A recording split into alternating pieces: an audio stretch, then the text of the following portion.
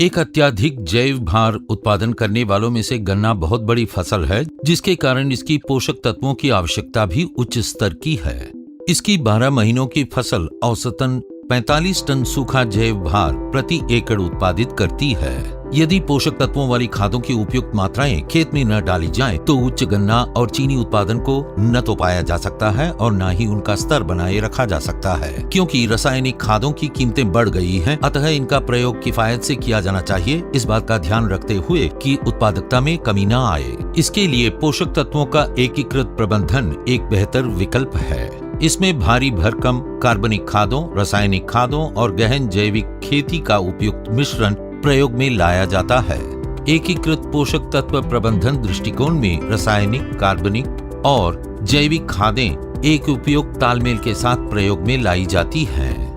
ये साधन एक दूसरे के पूरक का काम करते हैं और आमतौर पर सहक्रियाशील प्रभाव दिखाते हैं। इससे प्रयोग सामग्री के उपयुक्त लाभ मिलते हैं, सर्वाधिक उत्पादन प्राप्त होता है और ये स्तर बने रहते हैं। ये प्रभाव बिना फसल की गुणवत्ता या मृदा के स्वास्थ्य को हानि न पहुंचाएं या वातावरण को दूषित न किए देखे जाते हैं। क्योंकि गन्ना एक लंबी अवधि की फसल है, अतः इसमें कार्बनिक खादें की उपयुक्त मात्रा का प्रयोग अति आवश्यक है। खलिहान खाद या कंपोस्ट या अच्छी तरह से गली सड़ी प्रेसमड को 10 टन प्रति हेक्टेयर की दर से खेत को तैयार करते समय डाला जाना चाहिए। हरी खादों में ढैंचा या सन हेम्प की फसल को मेढ़ों की एक तरफ गन्ने के रोपण के 3 या 4 दिन बाद बीजा जाना चाहिए। इस अंतः फसल को करीब 45 दिन बाद काटकर वहीं खेत में ही मिला दिया जाना चाहिए। पोषक तत्वों की एकीकृत आपूर्ति प्रणाली में खाद सबसे महत्वपूर्ण अंग है, जिससे गन्ना उत्पादन में करीब 50% की बढ़ोतरी देखी जाती है।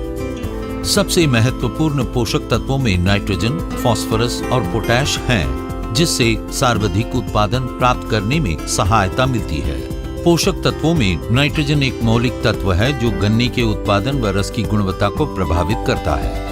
ये तत्व पौधों की वानस्पतिक वृद्धि और जड़ों की वृद्धि के लिए आवश्यक है। क्योंकि गन्ने की वानस्पतिक वृद्धि सीधे तौर पर गन्ना उत्पादन को प्रभावित करती है, अतः नाइट्रोजन की भूमिका गन्ना उत्पादन में अति महत्वपूर्ण हो जाती है। इसकी कमी से पत्ते पीले पड़ जाते हैं और जल्दी बूढ़े हो जाते हैं और गन्ने पतले और पोरियां छोटी रह जाती हैं।